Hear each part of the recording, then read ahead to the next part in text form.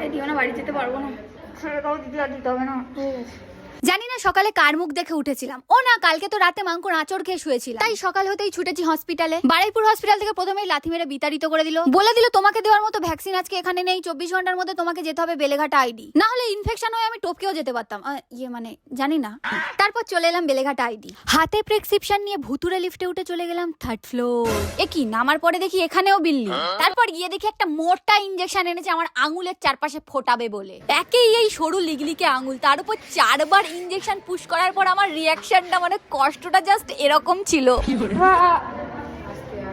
না, শুধু আঙুলে ফুটিয়ে হয়নি, আঙুলে ফুটিয়ে রক্ত বার করে আরো একটা মোটা ইনজেকশন আছে পায়ে ফোটানোর জন্য। কারণ আমার দুটো হাতে অলরেডি ইনজেকশন দেওয়া ছিল, তাই পায়ে ফোটানো ছাড়া আর কোনো অপশন ছিল না।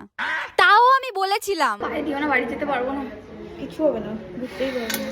বুঝতেই পারবে না বলে পায়ে এমন ফুটিয়েছে ইনজেকশন, আমি খুঁড়িয়ে খুঁড়িয়ে বাড়ি এসেছি। এতগুলো সুচ ফোটানোর পর অবশেষে আমাকে একটা তুলো গিফট করলো আমার বয়ে যাওয়া রক্ত মোছার জন্য। আর এই যে পাশের কাকু কাকিমাগুলো এসে বলছিল তুমি একা এসছো ইনজেকশন নিতে, একটা বাচ্চা মেয়ে। আমাকে দেখলেই সবাই ভাবে আমি বাচ্চা, আর কি করবো বাচ্চা মেয়ে, বাড়ি থেকে কাউকে নিয়ে যেতে পারিনি। তার কারণ এবার নিয়ে আমাকে 2 বার বিড়ালে আছড়ালো। আর এবার যদি আমি বাড়ি থেকে কাউকে নিয়ে যেতাম, মানে মাকে, তাহলে আমার কপালে শনি নাচাতো, শনি। তাই তো কাউকে না বলেই চলে গেছিলাম এইসব কার্যকলাপ করতে। তারপরে এই ঢোলের মতো আঙুল আর খোঁড়া পা নিয়ে কিনে নিলাম ওষুধ, আর উবেরে করে চলে এলাম শিয়ালদা। তারপর শিয়ালদা টু বারুইপুর 45 মিনিট ট্রেনে বসে থাকার পর আমি আর নেমে হাঁটতে পারছিলাম না, জাস্ট ল্যাংড়াচ্ছিলাম। তাও ব্লগটা করেছি, তাই যদি ভালো লেগে থাকে সাবস্ক্রাইব করে দিও, লাইক কমেন্ট করো, আর ফেসবুকে দেখলে ফলো করে দিও। টাটা।